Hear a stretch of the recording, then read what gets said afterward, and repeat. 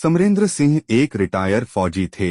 उनके परिवार में एक बेटा अमर प्रताप, बहू उर्मिला, पोता रोहन और पोती सलोनी थी। रोहन आज सुबह से ही बहुत खुश था। आज वो अपने नानी के घर जा रहा था। समरेंद्र सिंह रोहन से बोले, अरे रोहन, जाकर माँ को बोल कि जल्दी तैयार होकर चले, हमें शाम होने से पहले त्रिकूट जंगल पार करना होगा। बेटा अमर, गाड़ी में मेरा बंदूक भी रख लो, जंगली जानवरों से सेफ्टी के लिए जरूरी है। और देख बहू तैयार हुई या नहीं। कुछ ही देर में पूरा परिवार फॉर्च्यूनर कार में बैठ निकल जाते हैं। कार को खुद अमर ड्राइव कर रहा था। सलोनी और रोहन अंताक्षरी खेल रहे थे, जिसमें सलोनी की मदद दादाजी और मम्मी कर रही थी और रोहन के तरफ अमर था। सब मस्ती करते जा रहे थे। तभी समरेंद्र सिंह ने अमर को टोकते हुए कहा, शाम 7 बज गए हैं, अभी हम त्रिकूट जंगल में घुसे हैं, कम से कम 3 घंटे लगेंगे इस जंगल को पार करने में, कुछ स्पीड बढ़ाओ। जी पिताजी, कहकर अमर ने गाड़ी की स्पीड बढ़ा दी। गाड़ी फुल स्पीड में अभी कुछ ही दूर चली थी कि सलोनी बाथरूम के लिए जिद करने लगी। उर्मिला और सलोनी झाड़ी के पीछे बाथरूम के लिए चली गई। अमर और रोहन भी गाड़ी से उतरकर थोड़ी दूरी पर जाकर हल्का होने लगे।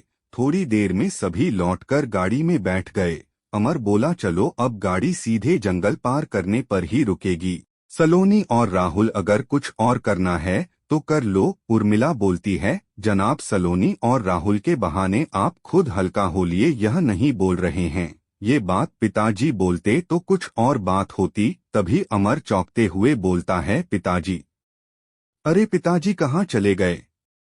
उर्मिला कहती है, आ जाएंगे, उन्हें भी बाथरूम लगा होगा। घर से निकले हम लोगों को लगभग 6 घंटे हो गए होंगे। अमर बोलता है, हम सही कह रही हो, अगली बार से हम लोग ट्रेन से ही जर्नी करेंगे। ये जंगल पार करना बहुत रिस्की हो जाता है। इस पर उर्मिला बोलती है, हाँ, लेकिन उस बार स्टेशन पर ही रात गुजारनी पड़ी थी। 8 बजे रात के बाद कोई ऑटो या तांगा नहीं मिलती, दादाजी को आता न दे। रोहन बोलता है, पापा, दादाजी अभी तक नहीं आए, 20 मिनट से अधिक हो गए। अमर कहता है, हाँ बेटा, रुको, मैं उन्हें खोज कर आता हूँ। अमर गाड़ी से उतरकर झाड़ी के पीछे गया, लेकिन दादाजी कहीं भी दिखाई नहीं दिए। फिर उसने आवाज लगाई, पिताजी, पिताजी किधर हो आप?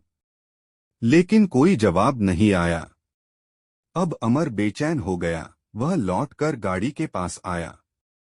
वहां दादाजी को न पाकर किसी अनहोनी के बारे में सोचकर उर्मिला से रुआसी आवाज में पूछा, उर्मिला, पिताजी, पिताजी कहीं नहीं मिल रहे? उर्मिला अमर को ढाढ़स बंधाते हुए बोलती है, हिम्मत से काम लीजिए, गाड़ी की लाइट जलाकर चारों तरफ देखिए। तभी सलोनी बोलती है, मम्मी उधर देखो, झाड़ी में कोई है। अमर तुरंत गाड़ी को घुमाकर हेडलाइट की तेज रोशनी झाड़ी की तरफ दिखाता है। उर्मिला के मुंह से चीख निकल जाती है। सामने एक शेर अपने मुंह में दादाजी का जूता दबाए हुए था। इससे पहले कि कुछ समझ पाते, 3 शेरों के झुंड ने उन पर हमला कर दिया। अमर तेजी से गाड़ी को घुमा फुल स्पीड में भागा। तभी उसके कानों में आवाज आई, पापा बचाओ। सभी ने मुड़कर देखा कि रोहन को एक शेर गाड़ी की खुली खिड़की से खींच लिया था। शेरों का हमला, गाड़ी को अमर द्वारा फुल स्पीड में भगाना, ये सब इतना अचानक हुआ कि किसी का खुली खिड़की और रोहन की ओर ध्यान ही नहीं गया। सलोनी जोर जोर से रोने लगी। अमर बदहवास था। उर्मिला सलोनी को सीने से चिपकाए बस रोए जा रही थी। अचानक सभी ने देखा कि 10 से 12 भेड़िया का एक दल तीनों शेरों पर टूट पड़ा। शेरों का दहाड़ और भेड़ियों का हाउल की भयंकर आवाज से सारा जंगल में भगदड़ की स्थिति हो गई। पूरा जंगल धूल और गर्दा से भर गया। जब आवाज काम हुई और धूल छंटी तो वहां कोई भी नहीं था। भेड़िए और शेर लड़ते हुए पहाड़ियों के पीछे जा चुके थे। रोहन का नामो निशान नहीं था। तभी एकाएक उर्मिला चीखती है, नहीं, सलोनी। अमर, सलोनी का हार्ट बीट रुक गई है। अब मैं भी नहीं बचूंगी, अमर सांत्वना देते हुए बोलता है। उर्मी, धैर्य रखो, कुछ भी नहीं होगा। सलोनी के मुंह में अपने मुंह से फूंक मारो। जोर जोर से उसकी छाती को दबाओ। उर्मिला रोते हुए कहती है, मैं कर रही हूँ। तुम गाड़ी शहर की ओर जितनी जल्दी हो भगाओ।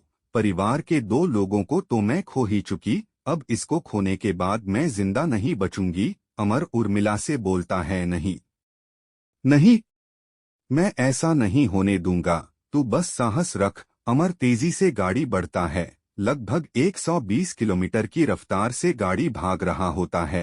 अचानक एक टर्निंग पॉइंट पर एक पत्थर से टकराकर गाड़ी 3-4 पलटी खाकर एक पेड़ से टकराती है। अमर बेहोश हो जाता है।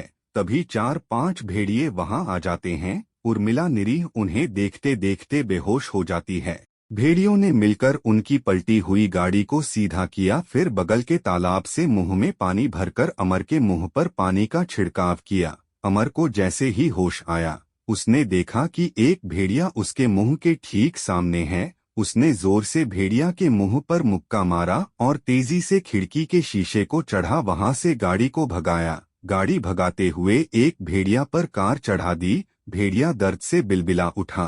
थोड़ी दूर जाकर उसने बोतल की पानी से उर्मिला और सलोनी पर छिड़काव किया। दोनों होश में आ गई। उर्मिला सलोनी को देख अपनी छाती से चिपका लिया। उसकी धड़कन तेज चल रही थी। लगभग 5 बज चुके थे।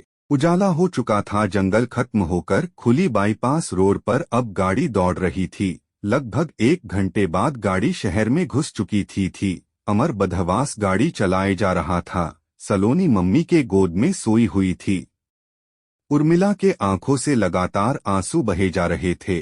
आगे दादाजी की सीट पर उनकी चश्मा पड़ी थी। उर्मिला के बगल में खाली सीट पर रोहन के खेलने वाले खिलौने क्यूब पड़े थे।